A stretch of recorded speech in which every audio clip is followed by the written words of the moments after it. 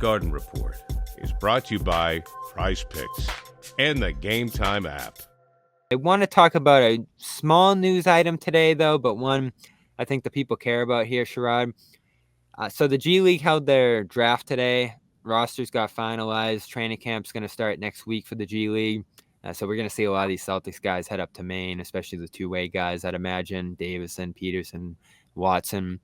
And we reported it. We put it out there that it was likely Lonnie Walker was going to join Maine's roster this year, and I guess the possibility's still there. But after the G League draft today, Boston, or Maine rather, put out their training camp lineup or roster, and Walker not on the list, did not sign with Maine here to begin their season.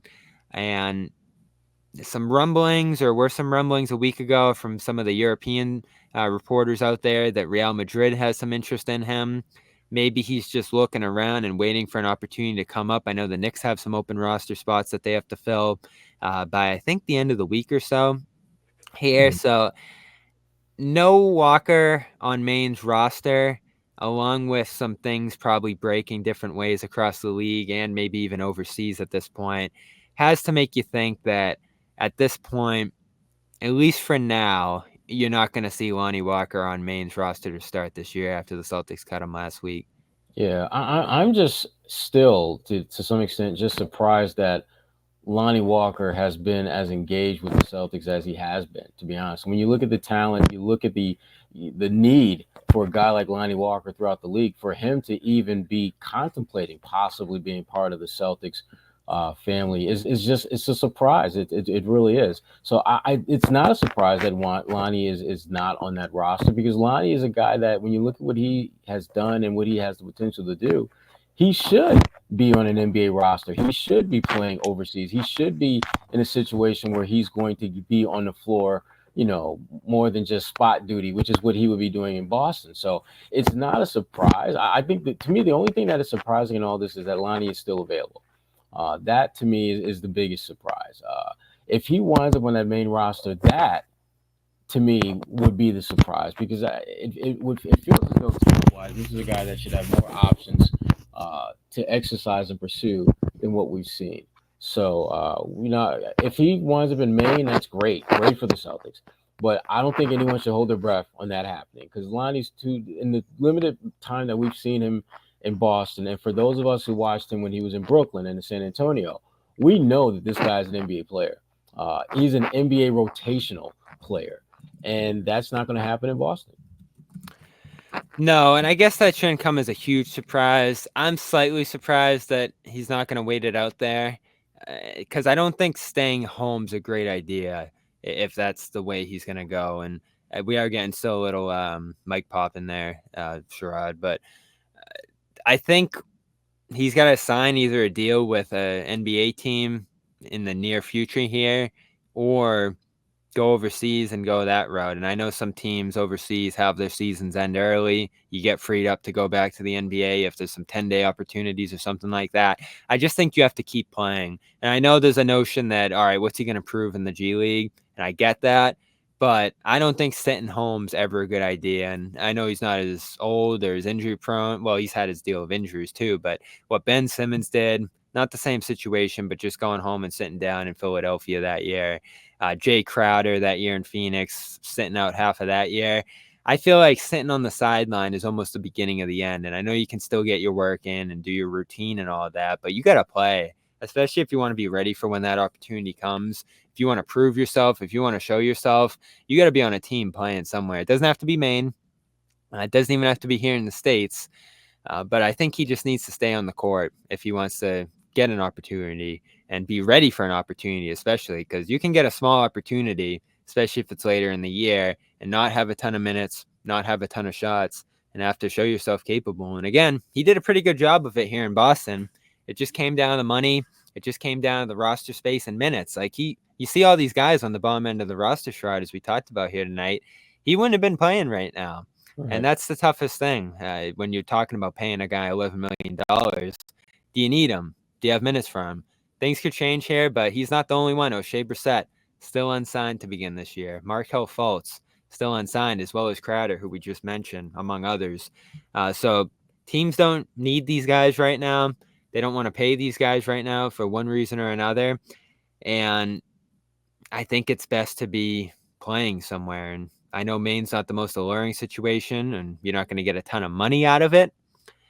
But at least you're on people's mind. Scouts are looking at you. You know, you're one of the guys who are just doing something when an opportunity arises around the league when they need someone. So I don't know where the story's going. I hope he's able to stay here in the NBA because it's really become a captivating story. I know the fans are super excited about him. And, you know, if he goes somewhere else and punches his ticket to a rotation spot or has a great redemption story, I know that's going to have a lot of Celtics fans talking about, all right, should you have kept him? You know, should he have made this team? And Jake Fisher did have a report today. I think he's mentioned before that the Celtics were looking into trying to move off a contract like Jaden Springer's to try to keep Walker involved here. And that could still be a possibility in February if the Celtics do end up making that decision here. But again, it's October 26th, Sherrod. I don't think you can just sit on the sideline from October to February waiting for the Celtics to figure out what they're going to do here. No, you don't do that, but I don't think you need to necessarily be there day one of Maine's training camp. I think if you are Lonnie, you are going to play this the way I think the smart game is to wait for a little bit, see what opportunities present themselves, keep yourself in shape, and plan to, re-engage yourself in terms of on-court activity at some point, before Christmas. Just to get just to show that you're still alive, you're still healthy. Because the one thing, Bobby, that you also have to take into account is that you want to make sure not only that you get back and show what you can do, but you want to make sure that you do that and not run the risk of re-aggravating an injury or getting hurt. Because then now all of a sudden you're really, really screwed if you're Lonnie Walker. So I understand why he will not be there for day one of Maine's training camp or any team's roster, unless it's an NBA roster with a guaranteed spot. But I do, Bobby, think at some point in the next month or two, he will be back on some team somewhere, whether it's Maine, whether it's another NBA team, whether it's an overseas team, because I think he understands that I do at some point sooner rather than later need to remind people that I can play, but I don't have to do the full gauntlet from like now until whenever that day is. I think the smart thing for him to do is to lay low for a little bit, see what teams are looking to do. Because for all we know, Bobby, there may be teams that have reached out to him and said, look, we don't have a spot now, but we're working on a couple things to try to free something up. So just sit tight for a little bit and we'll see what we can do. And that would make a lot of sense. That would be a logical reason to not be joining Maine or anything like that. My gut tells me that's some of why he's not actively on a roster now, that there are teams that have reached out to his camp to just say that we're looking to do some things, so just sit tight for a little bit. And if you're Lonnie Walker, that's not a hard request to turn down. It's an easy request to turn down because it's not like you've got this place and space that you can go to that's going to satisfy what you're looking for. So for him, he wants to be wanted. He wants to be somewhere that's going to give him an opportunity to play. And if that means, sitting at home working out in an empty gym for like another month or two, then you do that, because that's not a big sacrifice to make if your dream is to get back into the NBA and playing on a roster, which talent-wise he should be able to do. Yeah, that's a good point. Maybe there's a situation right now that's saying something might break here in the near future. So just be patient and wait it out, because in my mind, the expectation was that he was going to go to Maine and join that team to start their year next week. And he's not on the roster, which could be telling of something here. So maybe something changed. Maybe this is an opportunity coming up over the next week or so here for Walker. We'll keep you updated if news does break. Hey, Bobby Manning here. If you made it this far, you probably enjoyed this video. So subscribe, turn on notifications, and check out our social media platforms at Celtics CLNS.